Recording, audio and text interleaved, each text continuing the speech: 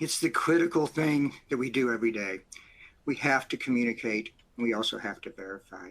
If you think about fueling airplanes, every day pilots come in and talk to FBOs about fuel. Then every day planes are fueled, and we constantly do that every day. Every day pilots complete their checklist before they take off. And you can see these pictures are kind of fuzzy and cloudy because sometimes it's not done perfectly done every time. Every day planes take off. And then what happens next? So think about this aircraft, and we're going to take off right now. Climbing, climbing. Boom. What happens here? Does the plane fly off and everything go great? Or was there a breakdown in communication? So let's talk about this. Here's the rest of the story. This is in just the past 2 years, the aircrafts that we know about that have been misfueled. If you look at this, there's 5 of them in 2023.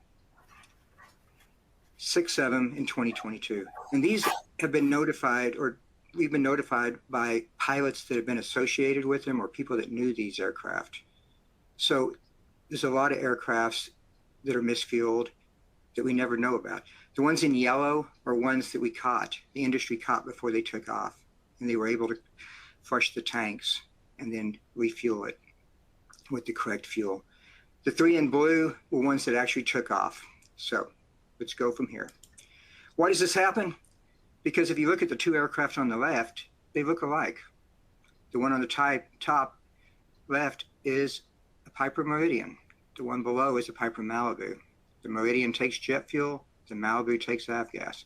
But a lot of Malibus have been converted to jet fuel. So now they take, because they have turbine engines, and now they take jet fuel. So confusion. The 2 on the right, 414 and a 441, owned by the same company. The back one is jet fuel, the front one is avgas. Another thing that happens every day is we fuel aircraft, lots of aircraft. Depending on the size of your airport, you could fuel anywhere from 12 airplanes to 39, 66. But just think, if 23 aircraft are fueled every day, in 10 days, that's 230. In 100 days, it's 2,300. And in 1,000 days, it's 23,000. So we have to be perfect every time. So the critical role of communication and verification. Every misfueling, it started out as a normal day, but then a mistake was made, another mistake, and another mistake, and ultimately a 4th mistake. So we've learned a lot about misfuelings over the last 3-4 years. We've been studying them a lot to try to understand, why do they happen? Why does it continue to happen? And how do we figure it out? And what can we do to make it better? So the first mistake, everything starts with the pilot. If the pilot comes in and says top it off or fill it up, that's not a fuel order. That starts the mistake. You'll notice that our normal day is headed toward a tragedy, possibly. It's got TR down at the bottom. But the second mistake is when the FBO doesn't do anything about it. And they accept that fuel order. And instead of saying, please verify fuel type, they say, I know what kind of fuel goes into that aircraft. Every one of these misfuelings I'm going to talk about today, the FBO thought they knew what kind of fuel went into that aircraft, but they didn't. They made a mistake. So that's why we want to have the communication, the verification. We want to have 2 people working together to not make that same mistake. So we get to mistake number 3. It's placards on the aircraft.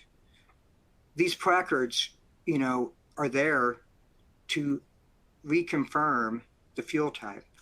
But we see a lot of airplanes. These placards were taken one day at one airport as I walked across about 13, 14 airplanes. This is what I saw. No placard. Okay. It's okay. Getting faded.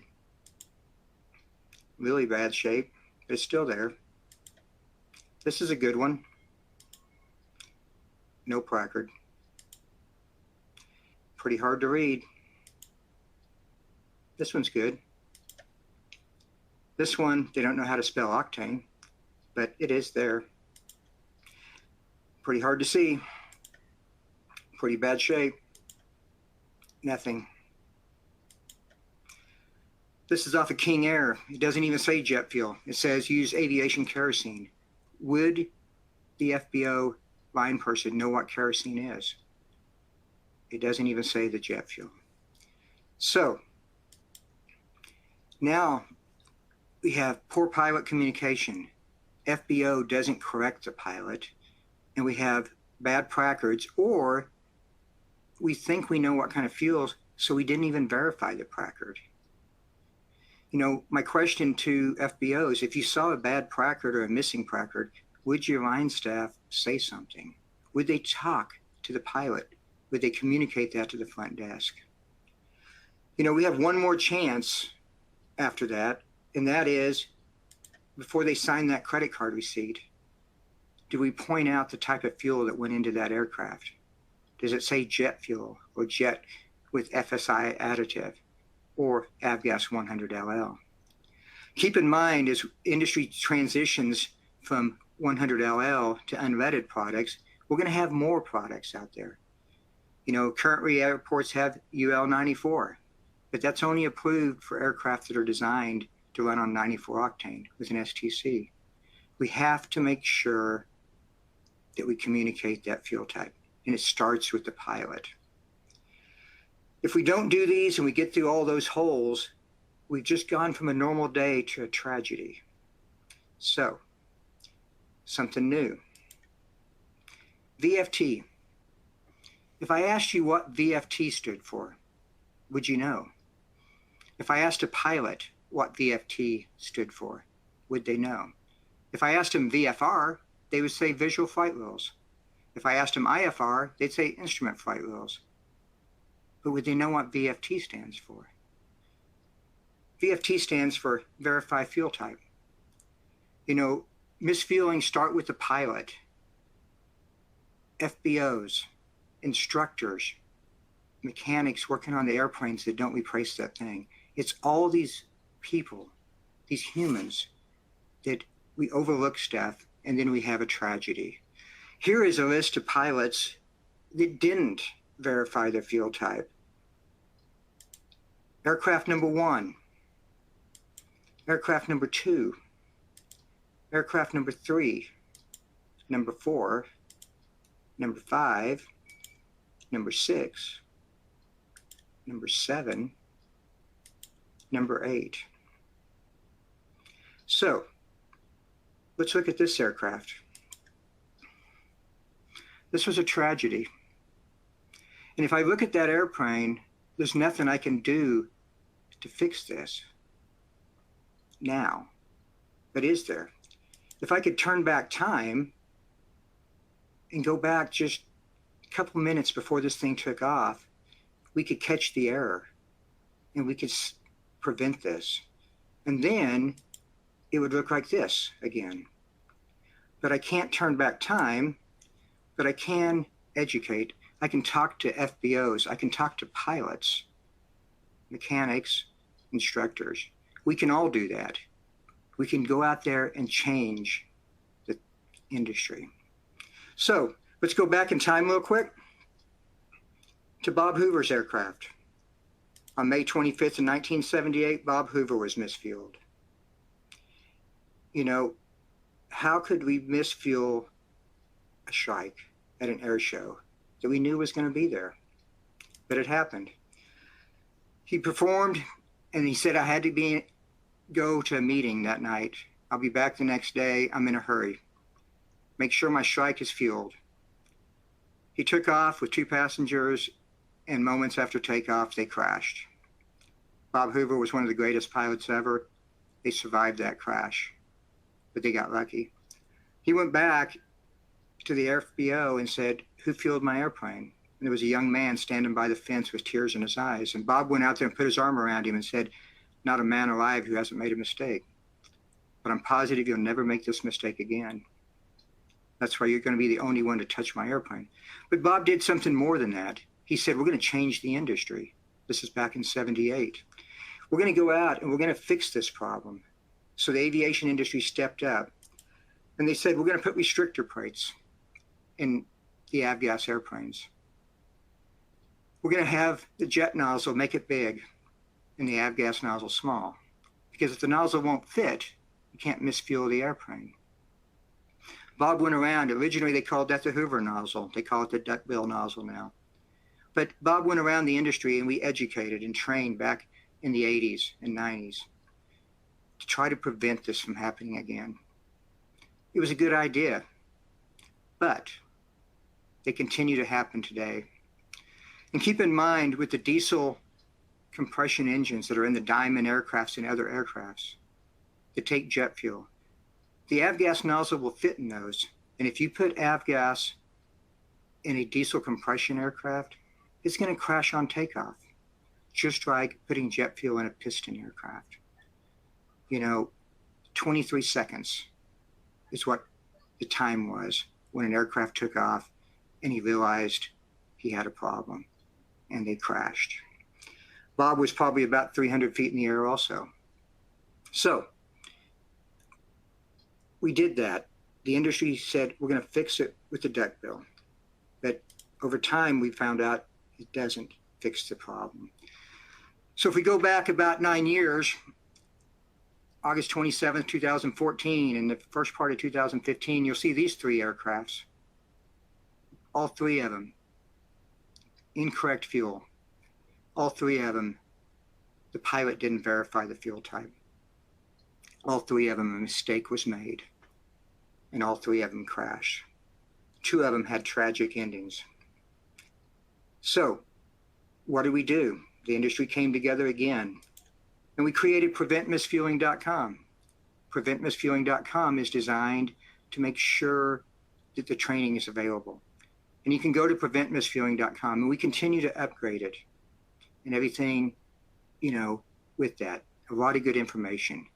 If you haven't gone to PreventMissfueling.com this year, go. You should go every year. We have to continue to talk about mistakes so we don't have more. Here's the page. If you look at that, there's Save a Life Heart on the left-hand corner. You can click on it and get decals. You can get information. There's also information about DEF contamination that we did a webinar on a few months ago. So if you have diesel exhaust fluid, make sure you have procedures in place. So we go on to October 5th, 2019. 3 years after Prevent Misfueling, another aircraft misfueled, crashed with tragic results. From there, we went to another idea, Save a Life, Verify Fuel Type, a heart-shaped decal that promotes PreventMissfueling.com. We made decals available for the trucks. They're available for free. If you go down to the attachment on this webinar, you can download the file and send it in to us, and we'll send you decals at no charge. The heart that says Save a Life, bring awareness to PreventMissfueling.com. There's the order form. We also this year introduced aircraft wing fueling mats that have a Save a Life, Verify Heart on it and www.preventmissfueling.com. These are available. You can send us an email at trustedfuel.com, and we will trustedfuel@p66.com, and we'll send you information on where you can get these fueling mats. Something we're going to introduce in 2024, we've already started, is a new concept called VFR, IFR, VFT. Identify all three, win a prize. Little business card at the bottom. It'll have VFT, PreventMissfueling.com. It'll on the back, it'll have a fuel type, tail number, aircraft, quantity. The information that every pilot needs to give the pilot or the FBO. So with that, we have to communicate and verify fuel type, quantity, tail number every time. Be consistent. Way too often when I'm at an FBO, I hear a pilot come in and say, top it off, fill it up. And the FBO person says, I know what kind of fuel goes in there.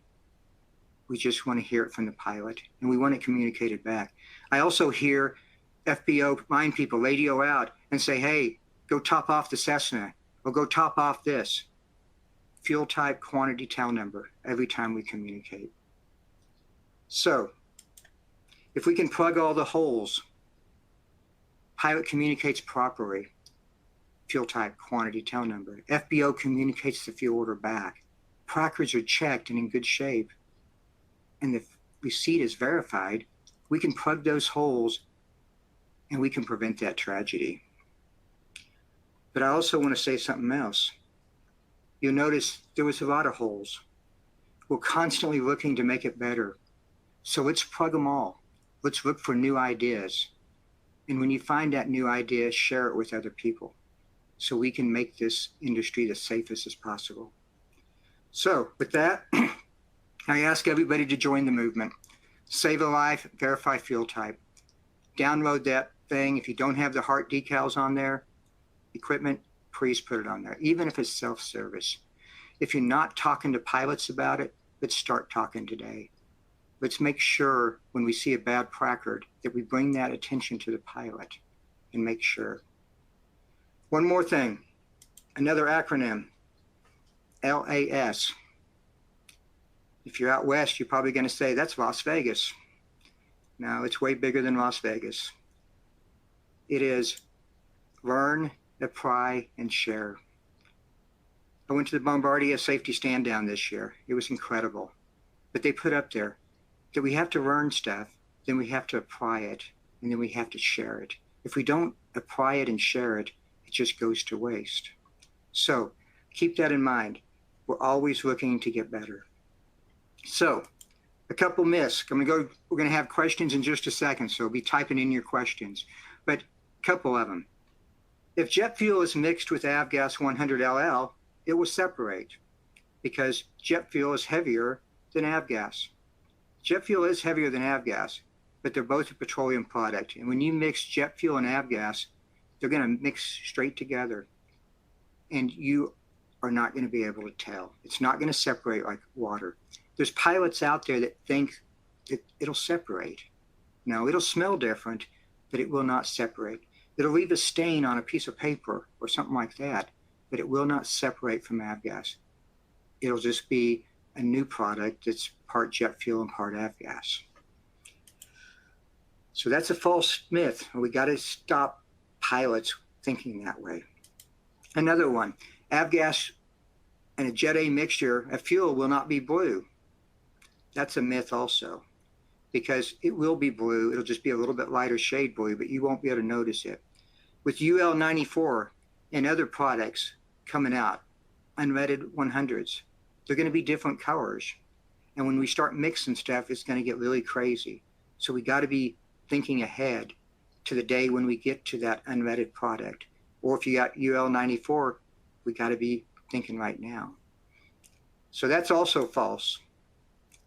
And then the last one, the jet nozzle won't fit, so I can't be misfueled.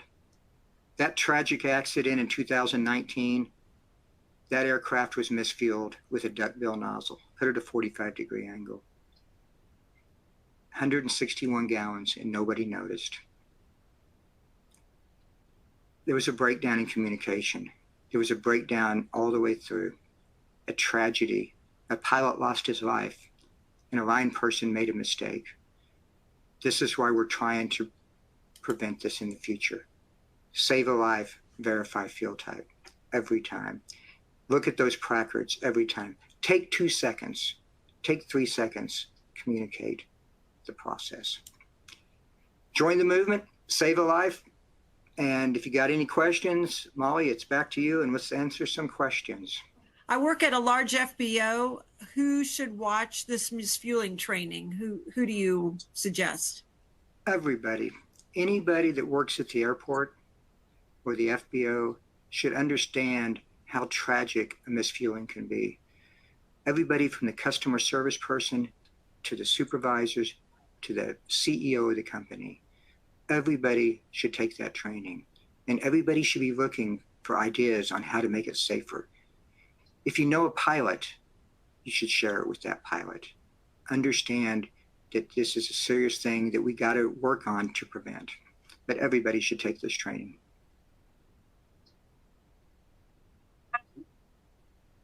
Keith, someone would like to know if you could cover again where you can get those fuel mats that you were showing.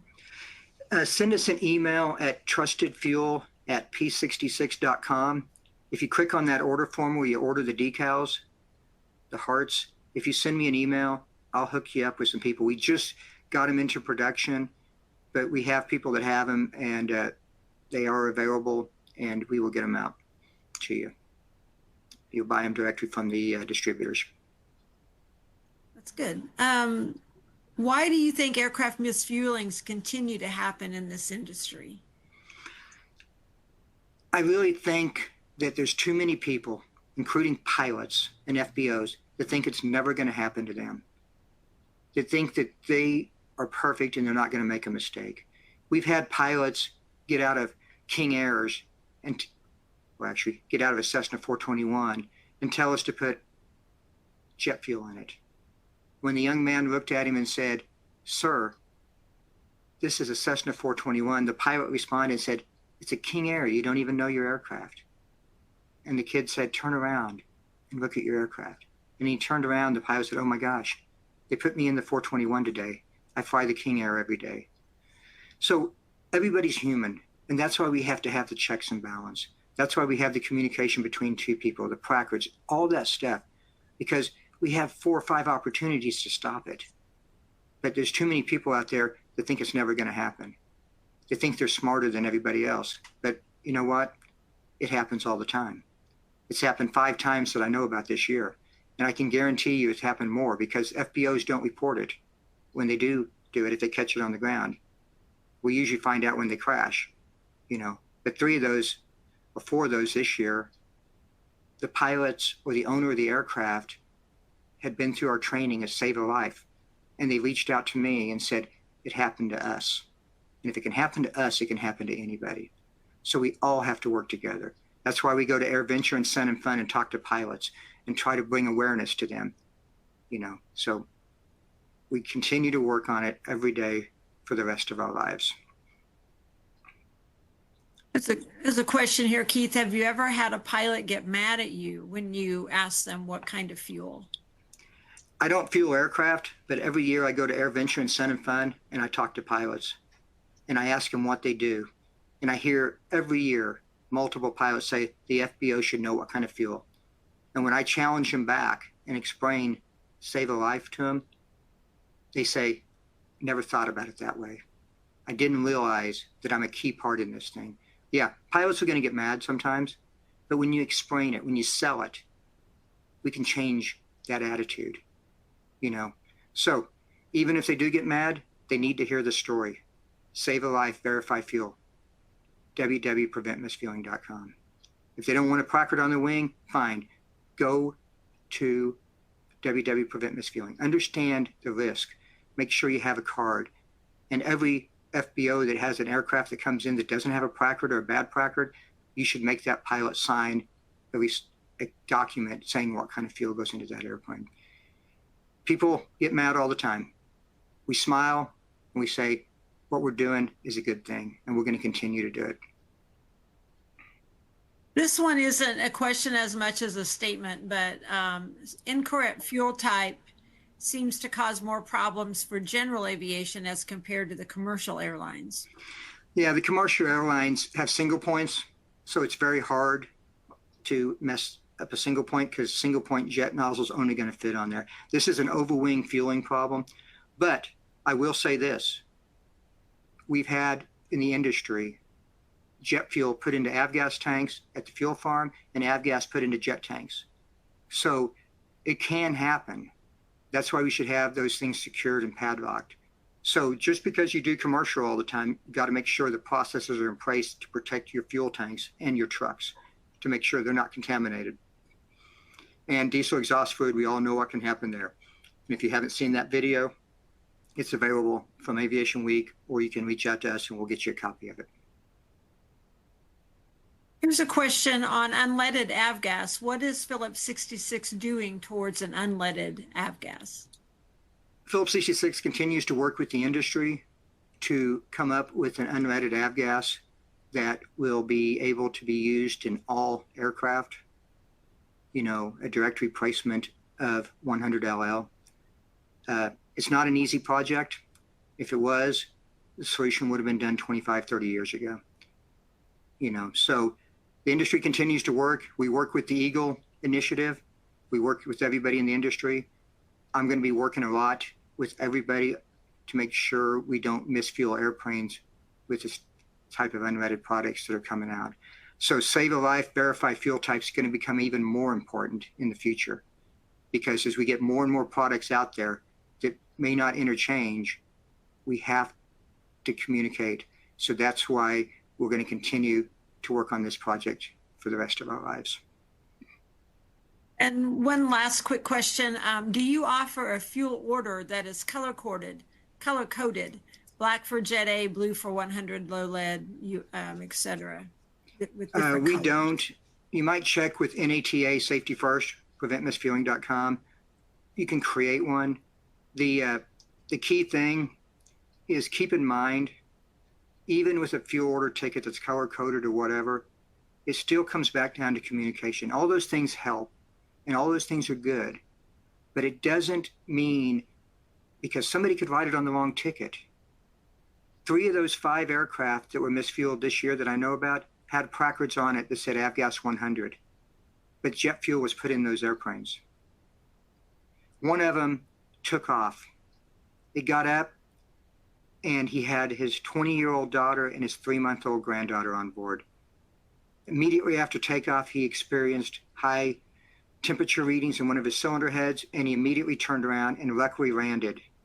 They were trying to figure out what was wrong with the engine when the FBO came up and said, "We put the wrong fuel." He pulled out his receipt, and it said jet fuel. Nobody looked. We almost lost 3 generations in that one family. That would be another tragedy. We have to do better. So all those things are good, but continue to do it. But we don't offer the receipt or the fuel tickets, but NATA Safety First may have some. This is a last statement. I always tell our team that I would rather a pilot get mad at them to make a mistake, or rather than make a mistake or not ask the question if there is doubt. So I will support our team 100% on this. Yeah, and I've had one pilot that I remember got mad at me, and I explained the whole situation, and after he thought about it a little bit, he reached over and gave me a hug and said, "Thank you, because we care." And he said, "You made an impact in my life, and I won't make this mistake again." So that's the thing. Just like Bob Hoover said, we're going to educate, we're going to train, and we're going to get better after every tragedy and after every mistake.